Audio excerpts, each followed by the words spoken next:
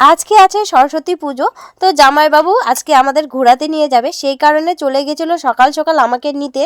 তো আমিও রেডি হয়ে চলে আসলাম দিদির বাড়িতে সকাল সকাল।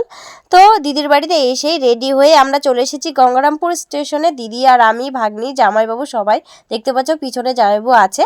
তো আমরা স্টেশনে ছিলাম, তারপর ট্রেন চলে আসলো, ট্রেনে উঠে পড়লাম। তো ট্রেন থেকে নেমে গেছি বালুরঘাট স্টেশনে।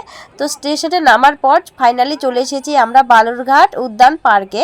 ফার্স্ট টাইম আমরা পার্কে এসেছি বালুরঘাটে।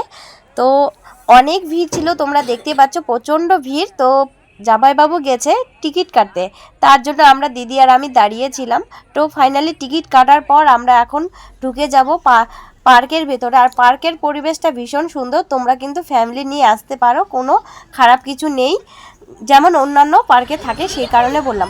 তারপর আমরা পার্কের মধ্যে অনেক আনন্দ করলাম, দিদি আর আমি, ভাগ্নি তিনজনে আমরা এখন দোলনা খাচ্ছিলাম।